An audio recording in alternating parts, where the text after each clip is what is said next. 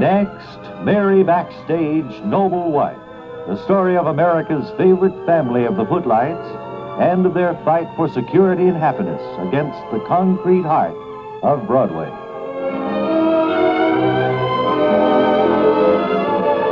Today is the day the Backstages are to begin their latest adventure, a trip to Africa to film a TV special along with Greg Marlowe.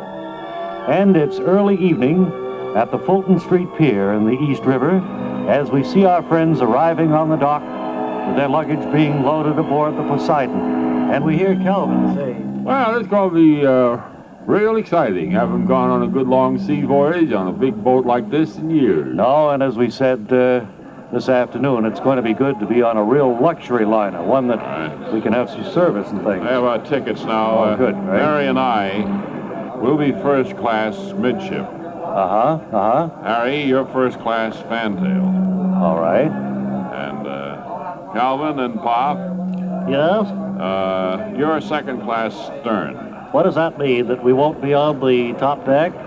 I think it means something like that. I don't know if it means all that. No, they don't let you both. Oh, how nice. Well, then, you and I, Greg, are in the same section. Yeah, right. I guess you weren't able to get me a reservation in the central section there either, Greg, huh? These are the best arrangements I could make. Yeah, well, of course, there wasn't too much time. Right. And we'll be sailing for Durban, South Africa in just a few minutes. Yeah, I have everything. They put aboard all our stuff and everything. I like the lines of this vessel, don't you? Yeah, Looks really. like it's mighty seaworthy. Looks sleek. It looks like it could go like the wind. Oh, yeah. Do you see that MV in front of the name Poseidon? Yeah. That means motor vessel, I'm told. Motor vessel Poseidon.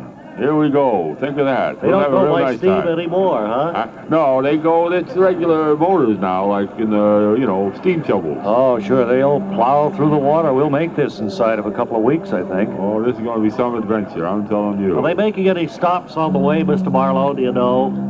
Well, let's see. No, it's, yes, they'll stop in the Azores to take on olives. In the Azores. Olives? Right. Olives? Olives? Olives? Why would they take on olives in the Azores, Greg? Probably for the martinis.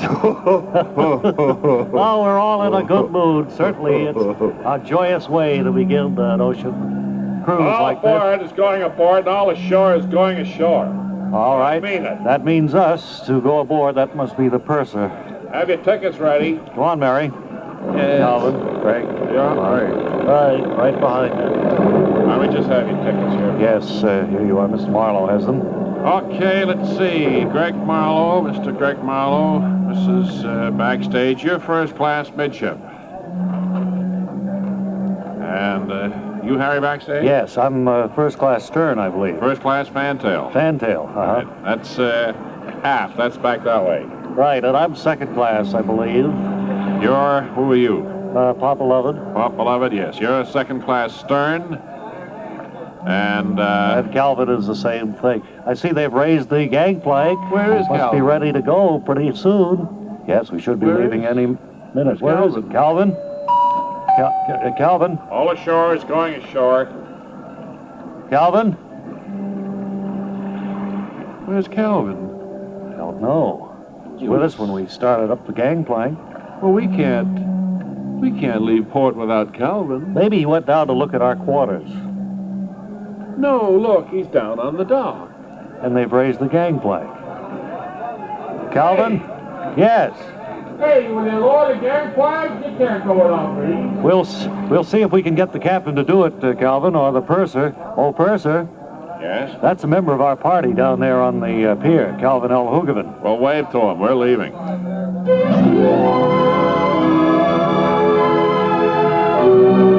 And so the MV Poseidon prepares to pull out of Fulton Street, head for Durban, South Africa. You want to be here tomorrow when we'll hear the purser say, No, we can't take him aboard now. You'll have to make some other arrangements. that's tomorrow in the next exciting episode of Mary Backstage Noble Wife. Word Carr speaking. I think we have a real treat for the youngsters in our audience, oldsters too, I guess, because seated beside me now is Miss Hortense Blaggart, the story lady. And Miss Blaggart, it was nice of you to stop by and pay us a visit this afternoon. Well, I'm making guest appearances on all of the WOR shows, telling my stories to the little people in a campaign designed to hypo the ratings. Well, I've heard you tell your wonderful stories over the years on many different stations, and I know what an idol you are to the nation's children. Yes, I was just up in the promotion department before I came here, and they told me I received more fan mail last month than Walter Gronkowski. Is that so? Who's Walter Gronkowski? Well, I don't know that. They didn't say. I didn't want to ask. We had a night elevator operator by that name around here once. I don't know whether that could be the same fellow or not, though. Might not. I just don't know. Tell me this, story lady. What yarn have you picked to spin for the little folks this afternoon? Well, I've selected what I think is a very interesting story. It's the story of Boss Tweed and the 6 corrupt ward healers. Doesn't sound like much of a story for children to me. Well, it's the kind of a new thing I'm trying. Surveys show that youngsters are getting pretty sick and tired of the old fairy tales I usually tell, so I thought I'd take a whirl at something a little different. Well, I suppose you know what you're doing. Go right ahead, then. All right. Once upon a time, in a big city called New York, there lived a man named Boss Tweed. Now, sometimes he could be very, very jolly, and sometimes he could be very, very mean. I hope you're not going to do any editorializing on politics, story lady, are you? And I hope you're not going to keep horning in through the whole story. On most of the programs in which I appear, the host introduces me, and pretty well lets you go at that, like Mary Helen McPhillips. Well, I'm just a little worried. Yes, I'm a little worried about this whole thing, though. I haven't been filled in on what the story is. You needn't be. All right. Now then, one dark, stormy night, a bunch of ward healers from the Lower East Side came up to visit Boss Tweed. They told him that the reform movement seemed to be gaining momentum down there, and that it might be very hard to steal the next election. You know, I have a feeling we're going to hear from this from higher up. Well, Boss Tweed was livid with rage. You should have seen him, boys and girls. He figured that he had the Lower East Side votes right in his vest pocket. Now it looked like he was going to have to send his strong-arm men down to intimidate the voters, maybe even stuff the ballot boxes. Oh, now, I don't think it's a good idea to give children this kind of a picture of our political system. Will you keep still, or I'll never get to the exciting part where Tweed's hoodlums beat up the law-abiding citizens while they're on the way to the polls. Oh, now, that's a terrible kind of story to tell a children's story, lady. I hope at least has a happy ending where the reform movement wins out. Oh, no. Tweed's candidates all win. City Hall becomes a real gravy train for all of the corrupt forces in New York. All right, out, story lady. I'll have the little people stoning you in the street. No, you just get out now. I've never been treated this way You've been before. listening to Mrs. Hortense Blaggart, the story lady. You'll wind up spinning records on some station in Ohio. That's what'll happen to you.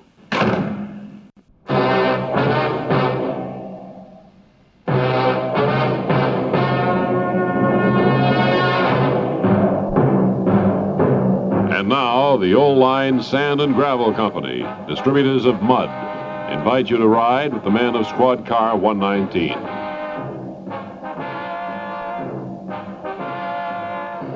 My name's Sam Finch. Me and my partner, Ralph R. Kruger, Jr., we're the unsung heroes of the police force. We ride a prowl car at night up the boulevards and down the alleys, always on the lookout for lawbreakers on the run. Last Wednesday, we just gotten our paychecks and had stopped in at our neighborhood bank to cash them when my partner, Ralph R. Kruger, Jr., turned to me and said, "Oh, boy, look at the length of this line at the teller's window. Bet we won't have time to get anything to eat before the lunch hour's over." Yeah, it's a shame, too. A Chinese restaurant over on Paco Street always has pig's knuckles and sauerkraut on Wednesday. Yeah. Sure would like to get over there, but look at this line. I'll bet we don't have time to get a thing to eat before our lunch hour is over. Yeah, I guess you're right. I sure do love those pig's knuckles and sauerkraut.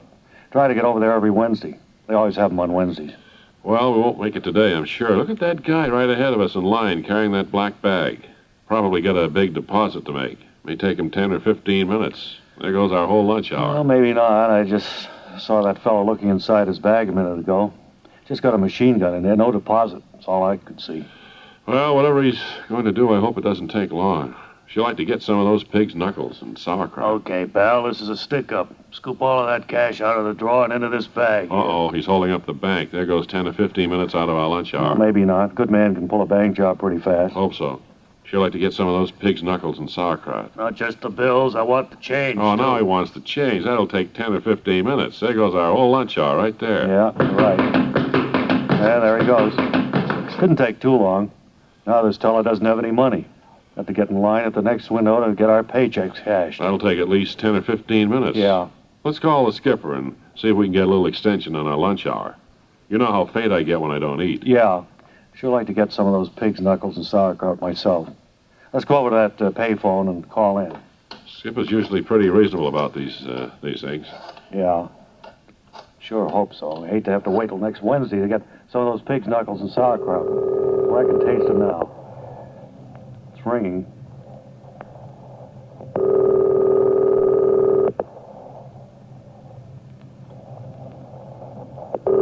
Hello? Skipper? Finch. We ran into a little trouble down at the bank cashing our paychecks. Fella held up the place, kind of delayed us. Wondering whether we could take an extra 10 or 15 minutes on our lunch hour. Sure, I guess so. Things seem pretty quiet. Incidentally, you don't need to bother investigating that bank robbery. The fugitive has been picked up by the men of Squad Car 76. He's been booked, identified, and brought to trial. In a moment, the results of that trial. And while we're waiting the results of today's exciting case, a word from the old line, Sand and Gravel Company, distributors of mud. Remember, when you're trying to make a country road impassable, or just hoping to turn your yard into a quagmire, there's no substitute for mud. Call your old line Sand and Gravel dealer today. No witnesses ever came forward to identify the fugitive in that bank robbery case. He was acquitted on all counts and is now suing the police department for false arrest. So another dramatic case is brought to a successful close by the unsung heroes of the police force, the men who ride the squad cars at night. Punch up line 2. Hello. Well, I'm waiting for Bob and Ray. Yeah, you got through to us, sir. Oh, good. Is this both Bob and Ray on in now? No, just Bob. Ray went downstairs for some chocolate-covered cherries. I just wanted to tell you that for both of you fellas, if brains were dynamite, you wouldn't have enough.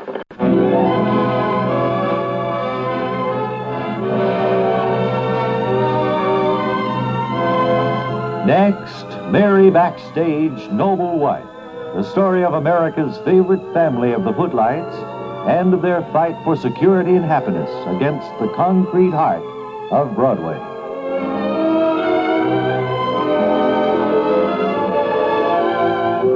Yesterday, as they were leaving for their African safari aboard the MV Poseidon, Mary, Harry, Pop, and Greg discovered that Calvin had been left standing on the Fulton Street Pier. Now, moments later, Mary suggests Harry appeal to the captain for help. Well, we can't go all the way without Calvin. He's so much a part of our entourage and of the program that we plan to film in Africa. Well, we've already passed under the Verrazano Bridge. We better do something quick or Calvin will give up hope of accompanying us. Well, why don't you go up to the captain of this vessel and tell him our problem? See if he'll turn about and go back. He might be sympathetic to our problem. Sure. Well, all right, I will. Explain how important Calvin is to our whole venture. All right. I'll be back as soon as I have some information. Fine. Must be this way. Stand here on the deck and watch the skyline. Sure is a beautiful view. That's Brooklyn, isn't it? Over there on the left. That's Brooklyn. Or starboard, as we sometimes call it. Port on the left. On the left. Going Starboard out. is right. I remember reading that. Well, it depends whether you're going out or coming in. But... Well, always on your right would be starboard, and the left is port. Green light would be your port side, and the red light is, green is, oh, forget it. Captain? Yes, Captain? Oh, thank you. How do you do? I'm Harry Backstage, famous Broadway star. Don't put your hands on my desk. Captain, we're leaving. Don't you know about germs? No, I... Germs are the cause of all disease Well, and of sickness. course. Captain, we have a very important problem on our hands. We're leaving, as you know, for Durban, South Africa. You're telling me, the captain of this vessel, where we're going? Well, of course, you know, Captain, and you're doing well so far. You're steering very, very well.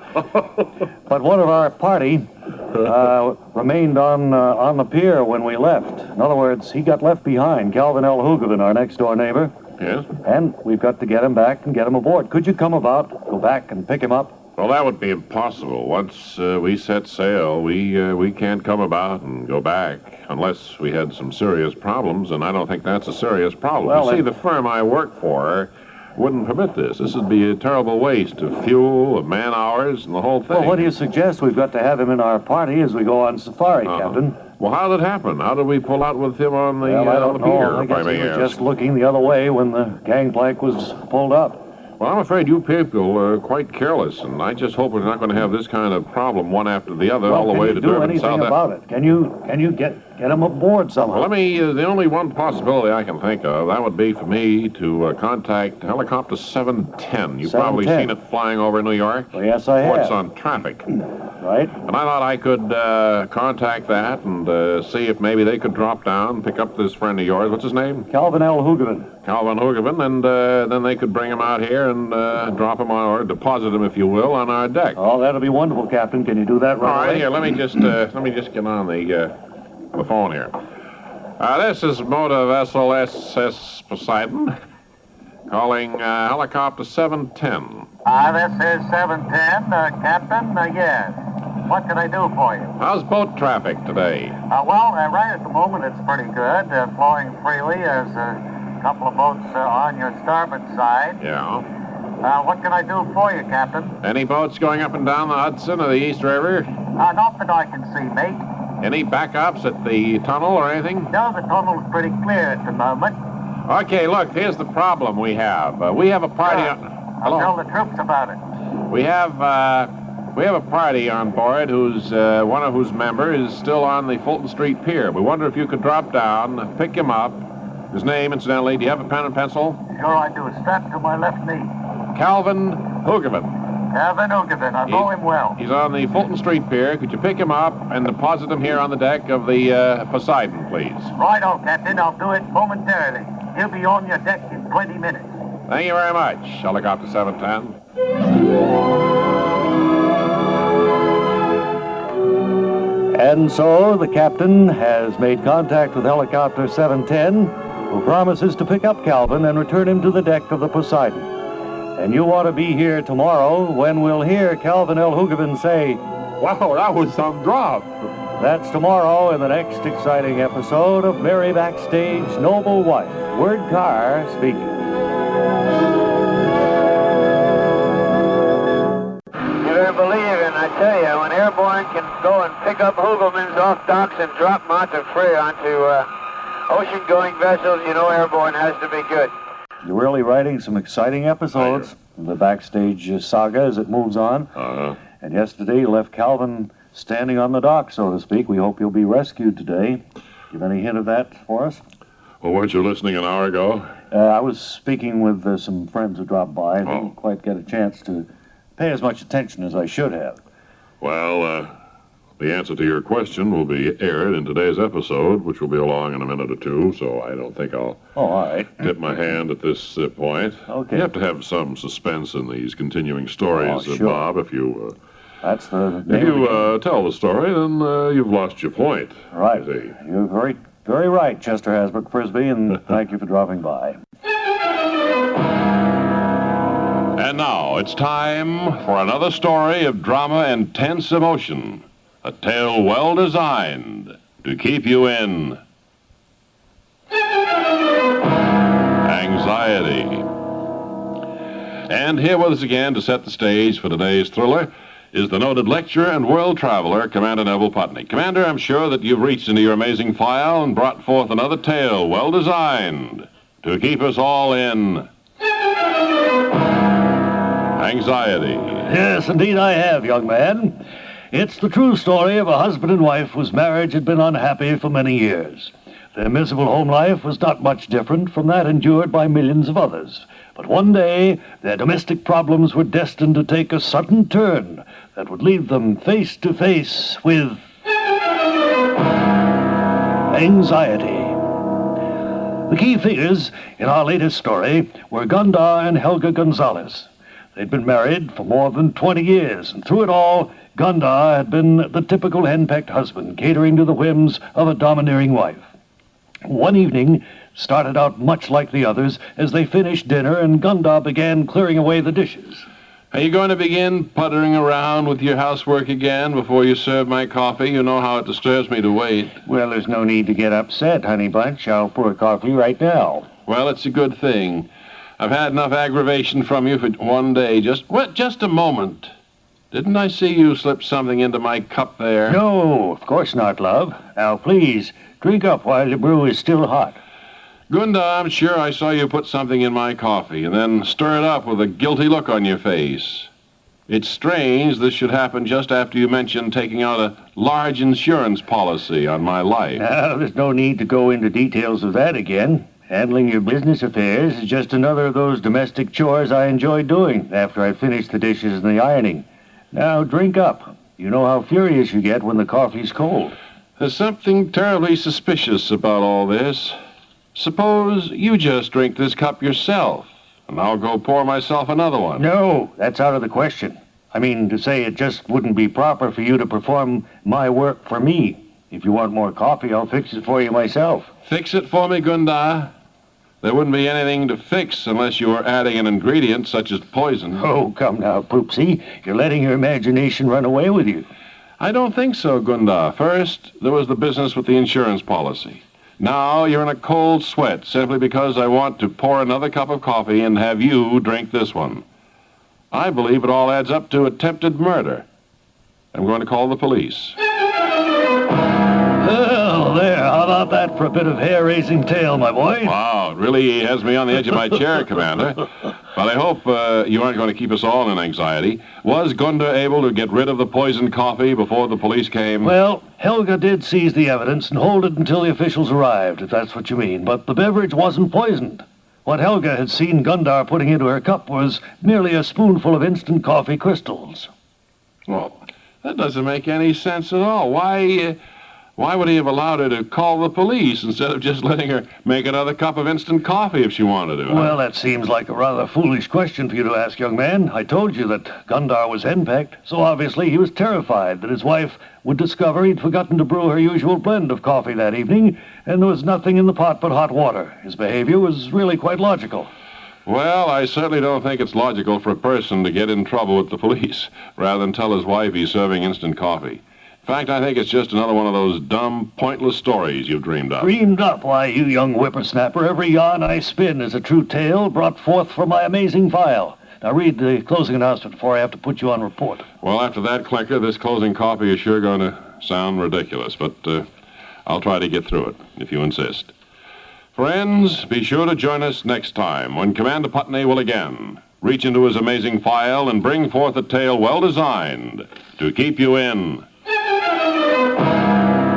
anxiety.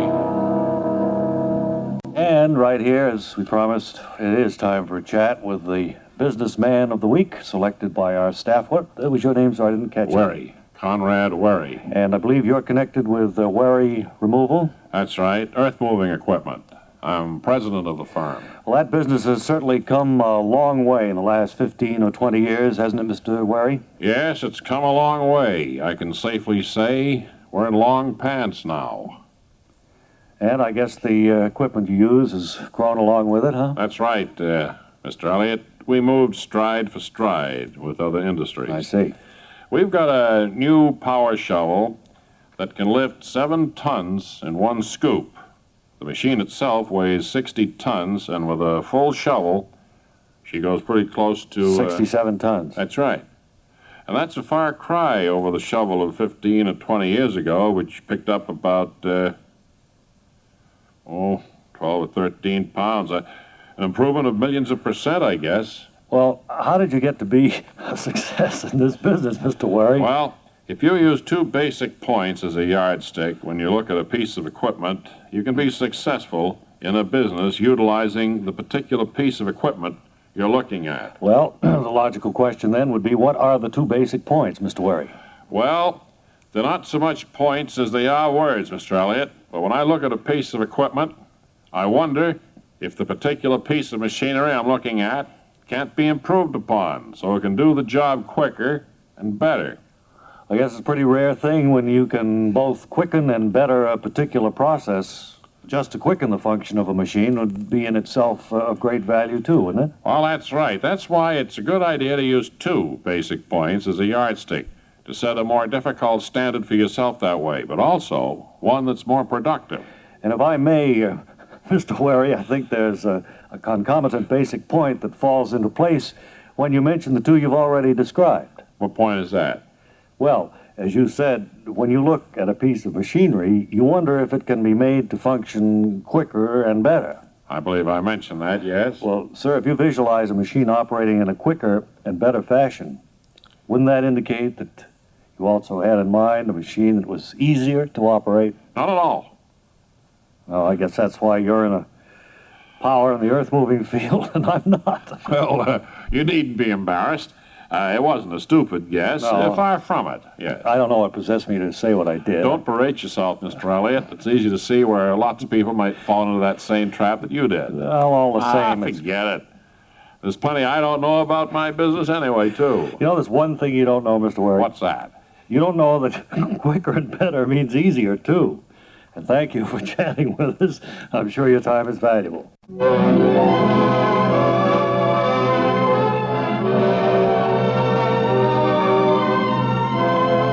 Next, Mary Backstage, Noble Wife, the story of America's favorite family of the footlights and of their fight for security and happiness against the concrete heart of Broadway.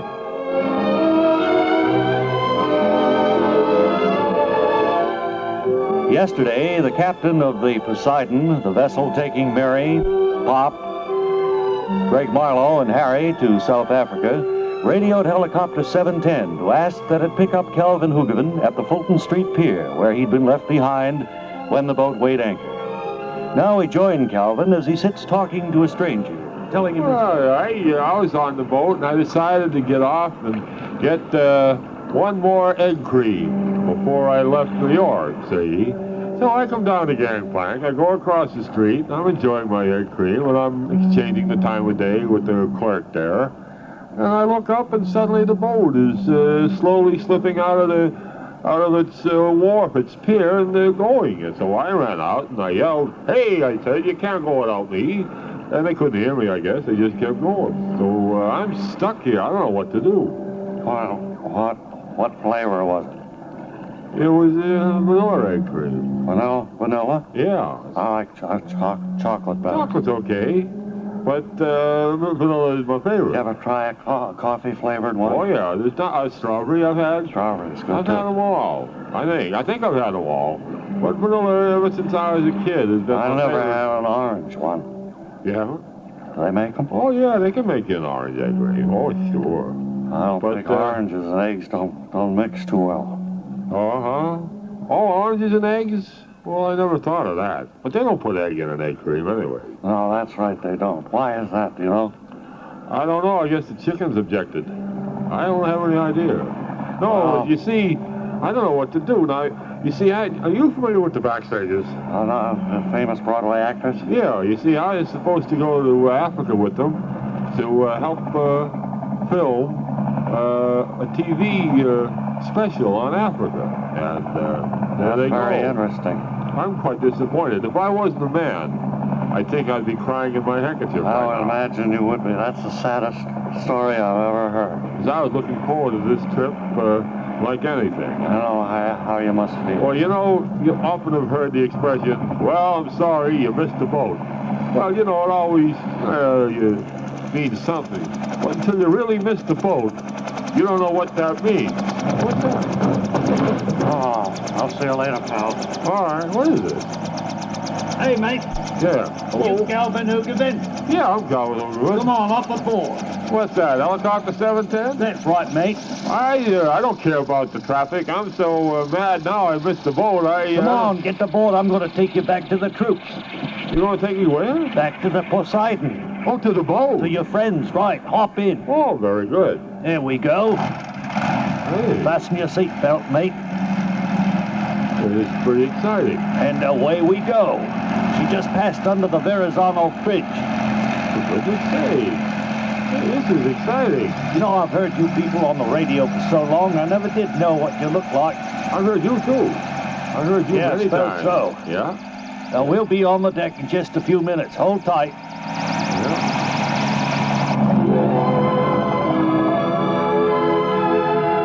And so Helicopter 710 picks up Calvin Hoogerman and is proceeding on its way to the deck of the Poseidon. You'll want to be here tomorrow when there's a grand reunion, and we'll hear Calvin say, You know, that guy in the helicopter socked me 25 bucks. that's tomorrow in the next exciting episode of Merry Backstage Noble Wife. Word Car speaking.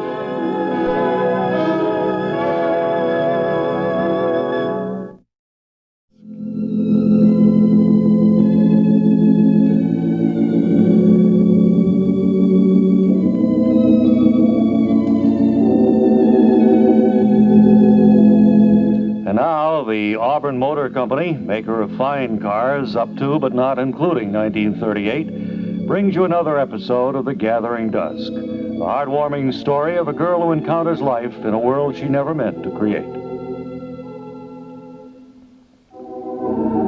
As we look in on the Bessinger household today, Edna is hanging pictures on the downstairs picture window.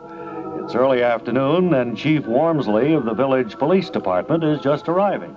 Oh, it's you, Red Boiling Springs Police Chief Wormsley. I'm glad you could come so soon, but then I suppose you do give special service to members of prominent families in the village. Well, no, not really, Miss Edna. Whenever any caller tells us it's a matter of life and death, we try to get to the scene as quickly as possible. Well, I suppose you have to. The trashy people over on the other side of town make such a fuss when the police don't come running to settle their squabbles.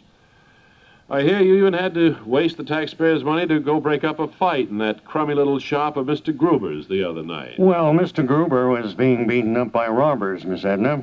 See, he keeps about $100,000 worth of expensive jewelry on display in that little shop of his. Is that a fact?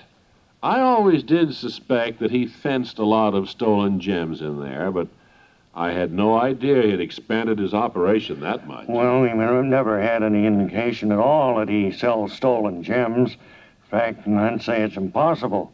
Nobody in the village has reported any jewelry stolen during the past 10 or 15 years. Well, I'm sure he's been sitting on it for quite a while. Those underworld figures never dump merchandise on the market while it's still hot. Well, Mr. Gruber is not an underworld figure, ma'am. His father was the pastor of the Methodist Church.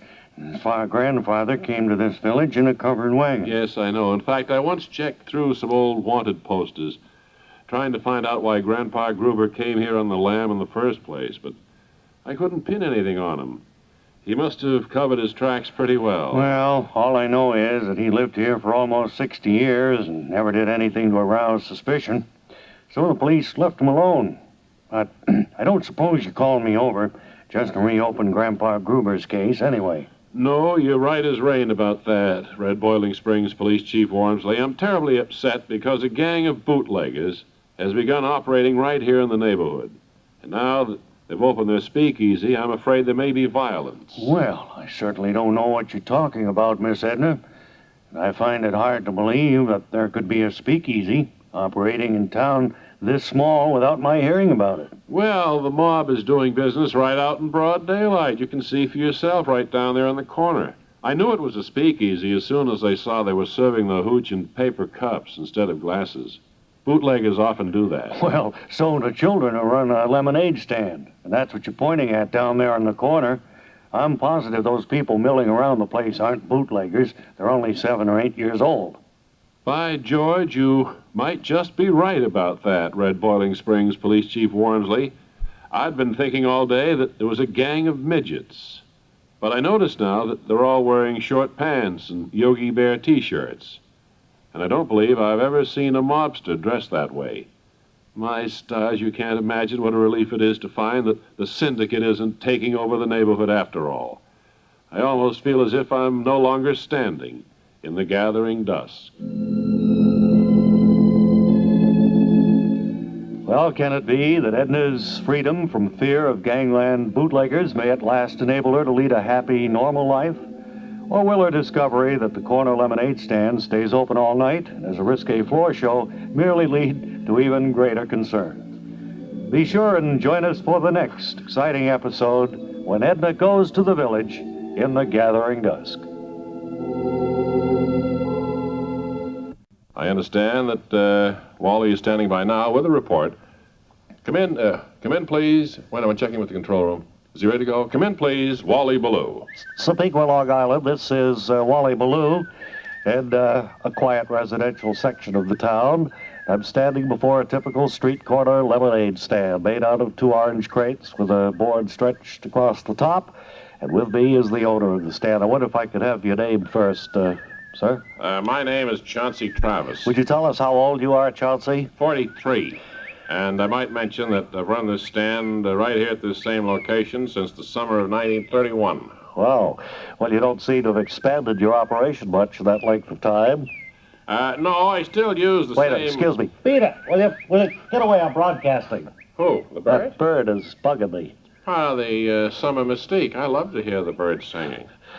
What did you ask me? You were saying that... shooed the bird away? You were saying that you haven't expanded your operation in all that time. No, I still use the same 2 orange crates with the board across the top, and then I had that old bed sheet draped over the front of the thing with the word lemonade printed on it in crayon. I was noticing a side, you got the N in lemonade backwards. Yeah. And you end the word in A-I-D instead of A-D-E. Well, I was only a little kid when I made that sign, Mr. Ballou, and I never saw any need to change it. I think it gets my message across all right. It certainly does. One thing I can't help mentioning, Chauncey, aren't you a little bit old to be running a street corner lemonade stand like this? Well, some people seem to think I am, but it's the most profitable business I've ever been in. I had a paper route for a while.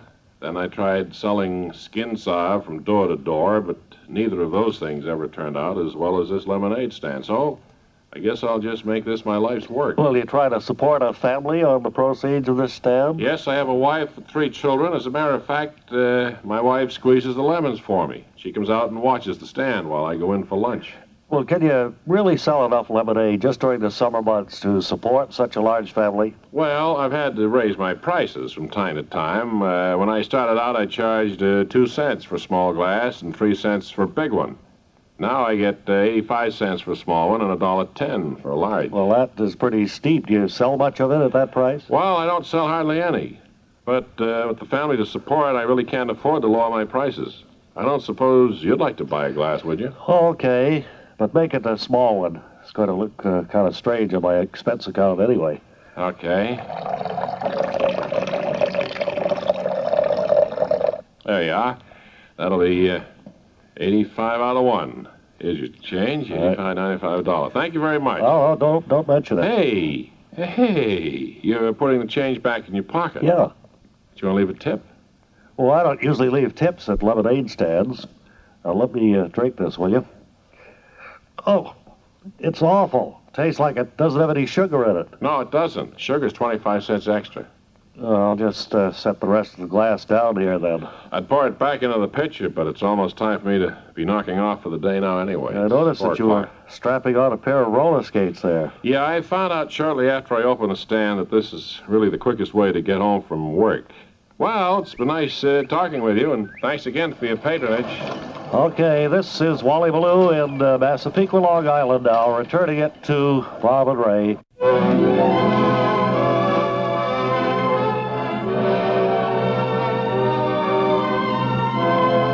Next, Mary Backstage, Noble Wife, the story of America's favorite family of the footlights and their fight for security and happiness against the concrete heart of Broadway.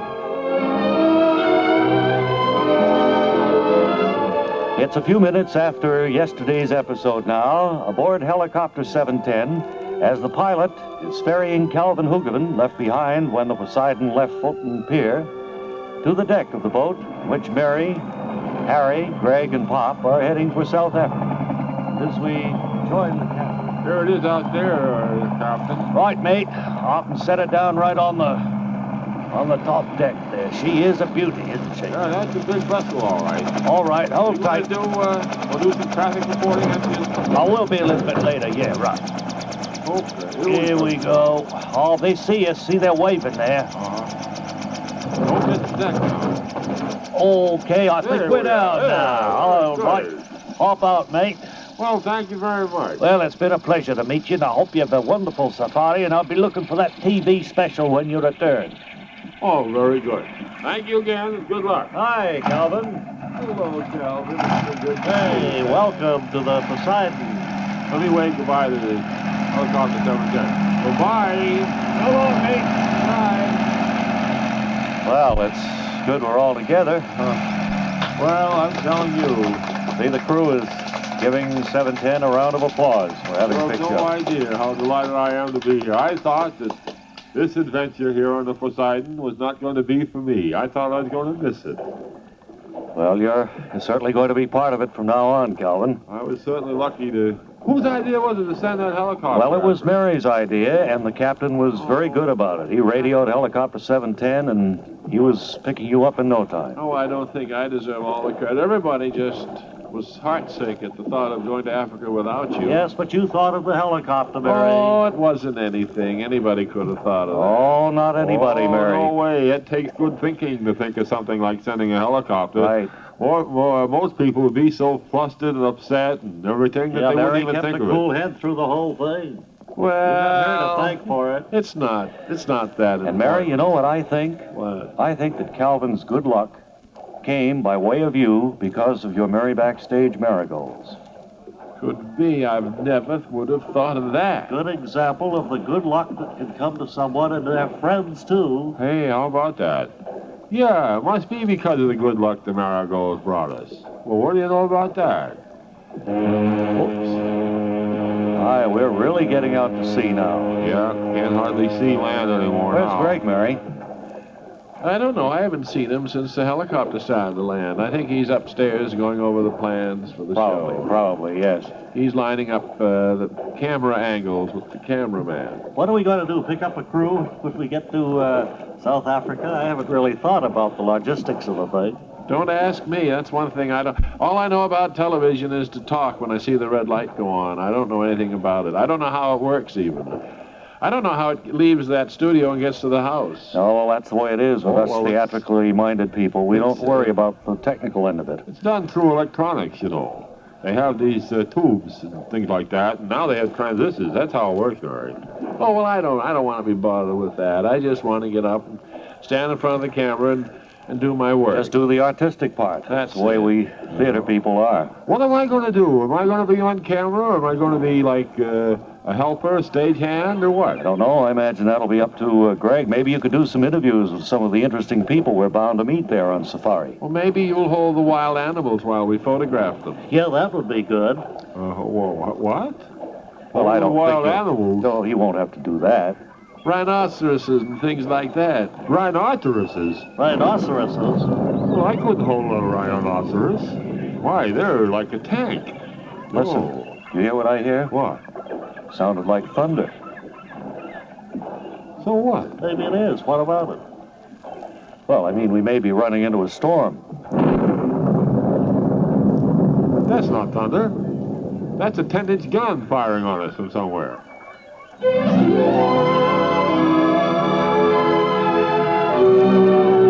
And just as everything seemed to be in fine order with Calvin returned to the Poseidon, a 10-inch gun opens fire on the vessel.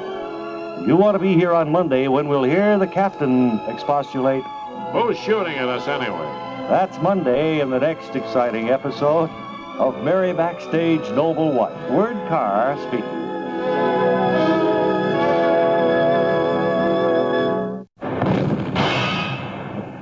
Oh. Afternoon, Bob and Ray. Hi, Kent. How's everything going for you? What did you drop backstage there?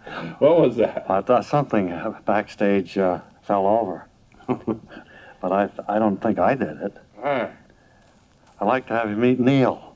Hey, Neil. How you doing? How are you, Neil? How you doing? I don't think you've met before, have you? I don't think we have, no. No. How This you is doing? Bob over here, Ray over there. That's Oh. Bonnie back in there. Bob Tiley, our producer. How you doing? Say hello to all of these fine people, Neil. How you doing? We've just been having a great time over there this afternoon. Listening to your program, singing the old songs. How you doing? Okay, Neil. why don't you sit down over there, you and Kent, and it's warm. You just get cooled off in here, and you'll feel better, okay? How you doing?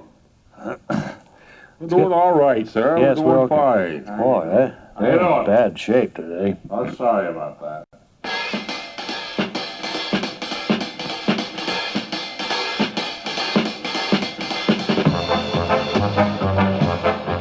And now, Jungle Haven, the last roadside zoo still operating on Interstate 5 with real raccoons, invite you to join us for more thrilling action in the life of Blimmix.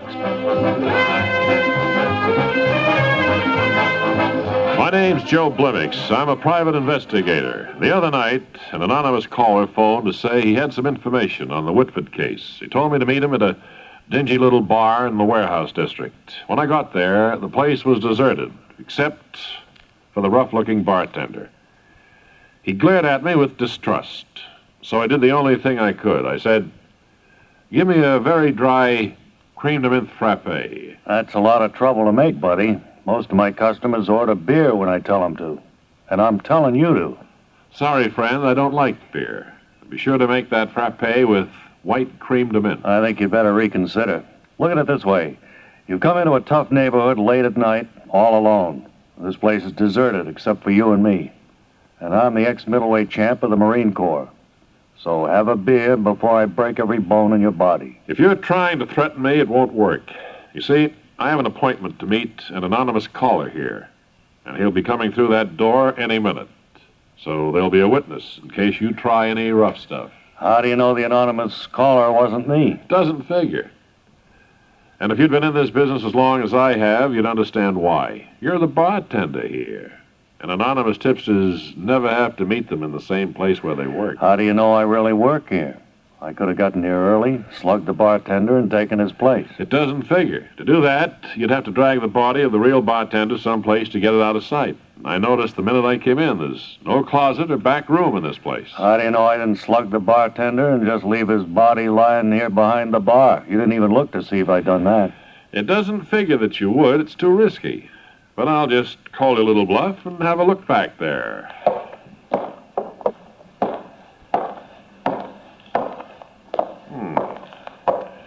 That's odd. You've got two bodies stuffed under the counter there. But a place this small wouldn't need more than one bartender. It doesn't figure. How do you know both of these guys are bartenders? One of them could have been a customer that I had to slug and stuff under there, too. Yeah, that figures. I guess I'll have a beer after all, pal. That's no good now, Blimmix. You've stalled around until I'm really miffed at you, so I'm going to knock your block off no matter what you order. That doesn't figure. You said you had information about the Whitford case, and I brought $500 along to pay you for it.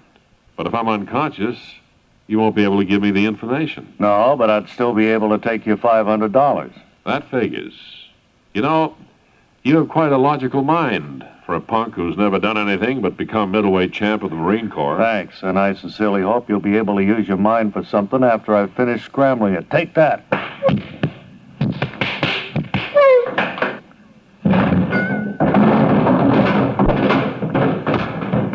There, that should do it. And my charge for the boxing lessons, $500 even. Thanks for the prompt payment, pal. Good night.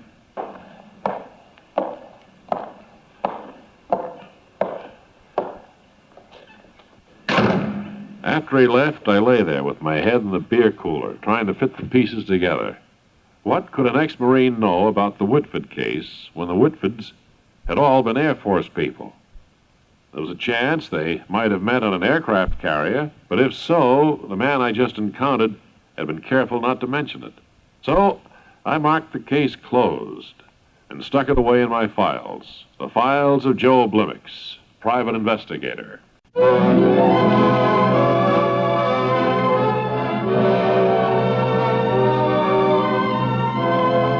Next, Mary Backstage, Noble Wife, the story of America's favorite family of the Footlights and their fight for security and happiness against the concrete heart of Broadway.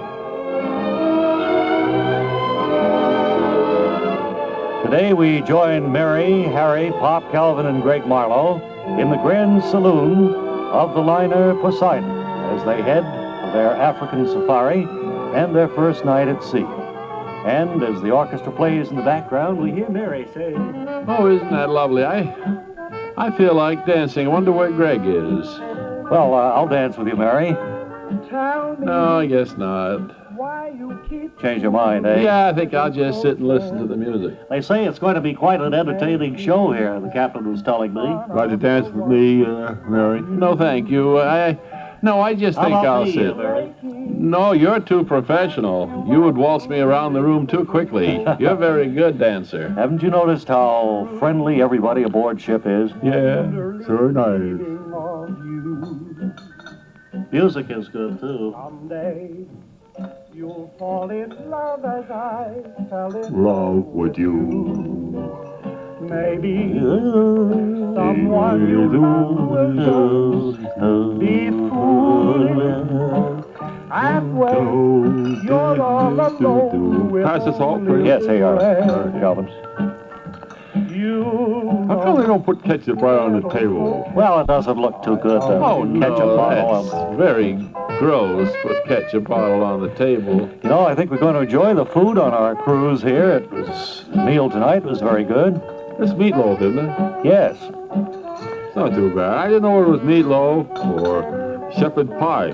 No, it was meatloaf. It's kind of disguised with that sauce on it, but Mystery sauce, they call it. yeah. Oh, there's the MC coming out. I guess the entertainment's going to start pretty soon.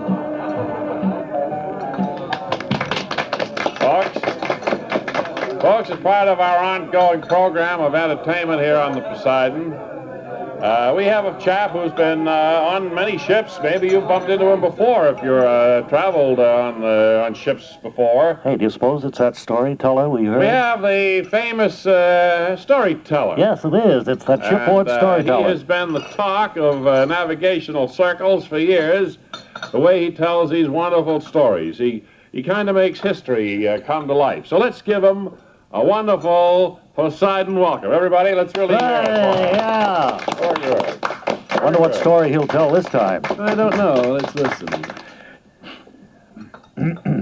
There, he's fixing the microphone. More coffee, Mary? Yes, please. Thank you. Go ahead with the story, buddy. Go ahead. You're on.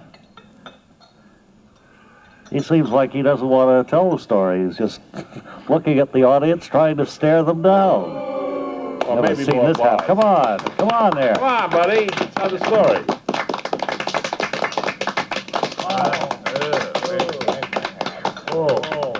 Maybe we can hear a little more dance music. Yeah, he appears to have forgotten the story altogether. Waiter? Could we have some more coffee and more of that Lady Baltimore cake? Sure thing, man. I'll be right back. That was really good, that Lady Baltimore cake. Yeah, it was. I haven't had that in a long Oh, wait. time. I think the storyteller's going to begin to... No, No, he just shook his head. No, they're having trouble with the microphone, I'm afraid. that always happens. Well, it's the first night out. There's bound to be a few bugs, you know.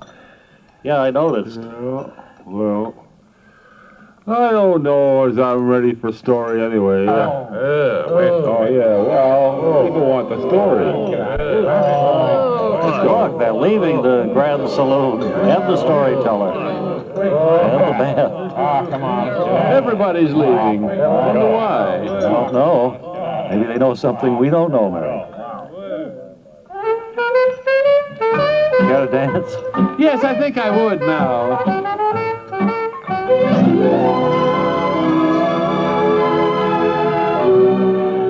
And so, the Poseidon plows through the waters, steadily headed eastward. And you want to join us tomorrow when we'll hear Calvin say, Man overboard. that's tomorrow, in the next exciting episode of Mary Backstage Noble Wife. Word Car speaking.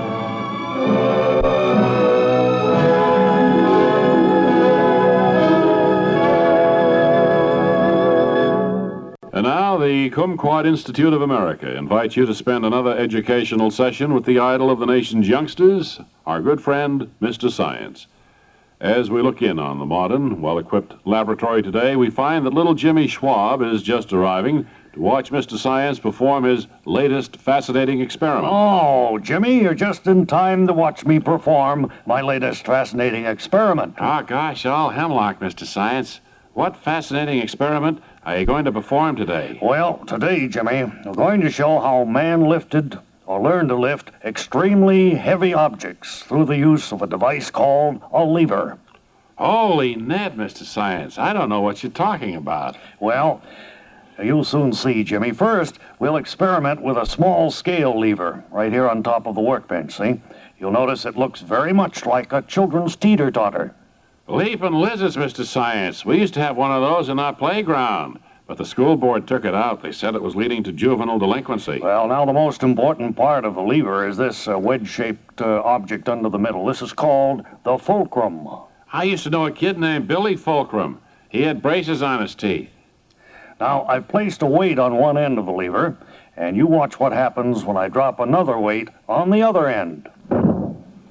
Great day in the morning, Mr. Science. It lifted the first weight right up in the air. All right, Jimmy. That's the principle of the lever.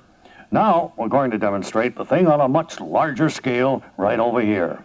Glorioski, what's that long, flat, brown thing? It's called a board, Jimmy. It's made up out of wood. Crime and Nedleys.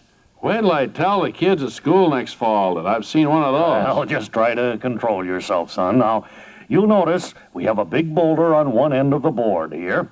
It's much too heavy for either of us to lift, isn't it? Oh, yes. Now, by cutting that rope up there and letting this other boulder fall on the other end of the lever, we'll lift the first one right up into the air. Golly Moses, Mr. Science. I can hardly wait to see that. All right, now I'll just climb up on this stepladder here and cut the rope. Watch out now, Jimmy. Get off the other end of the lever. Off the lever there, boy. Look out. Gee willikers, Mr. Science. Wait till I tell the kids at school about this. Come back, Jimmy. Don't run away. You've been listening to Mr. Science. Today's program was brought to you by the Kumquat Institute of America. It was the last in our current series. And we are very pleased to welcome and to have a chat coming up with Mr. Nicky Oceanic, owner and dance master of the Oceanic Dance Studios. Welcome, Nicky, and glad to see you again. Hi, Bob. Say, you'll be pleased to know that I've named a dance step after you. Hey, I am pleased. What's the name of the step? I call it the Bob Elliott Glide. It's kind of a fast pigeon-toed shuffle, danced on a slight bias. Well, that sounds like a man walking into a bitterly cold wind, Nicky. Just about the size of it. Nicky, let's talk a little bit about your upcoming show on television. I read about it in the paper last week. It was called An Hour with Nicky Oceanic. That's right. Yeah. Show's going to be on Tuesday next, and it will be a big afternoon in my life. I see on the card here it says the show starts at 3:15 and ends at 4:32. That's 17 minutes over the hour that's been allotted to you, isn't it? Well, I think we can lick that, cut down on the time. If I use a treadmill for the usher dance number, it'll save a lot of steps. Uh-huh. Well, I'm not going to chat when I get out there. That's another thing I've decided not to. That'll save time. Yeah, I'm going to let my feet do the talking for me. And I'm not going in for any lengthy orations either. Well, are you going to have a real bright and eye-catching opening to the show? Well, Mr. Negley, he's the producer of the show, watched me in rehearsal, and he suggested that we open the show with a film clip of War in the Pacific. Something to hold the viewers before you make an appearance, huh? Well, War in the Pacific has a certain appeal, particularly the film segment Mr. Negley is interested in showing. Oh. The soft underbelly of Japan. Okay, well, now, after the film, that's when you'd come on. That's huh? right. Dancing, in lighter than war anytime. And dancing is always lighter than war. Sure, You've got to sure. admit that. And I think folks would find my dancing more enjoyable after a film like that. Well, now, tell us about the first dance number, what it's going to be like. Well, my feet are going to be highlighted in the first number. I intend to wear light blue shoes, which will show up as white on the television screen. Well, on a black and white screen, yeah. But they'll, on our color sets, they'll be... And I understand you're going to do a lot of quick shoe changes. As noted tenor Larry Sterling sings songs of various nations. That's right. And on the card here it says that the first various nation will be France. Yes, I'll be wearing spats during this number. As noted tenor Larry Sterling sings, everything is bully on Z Boulevard. Mm-hmm.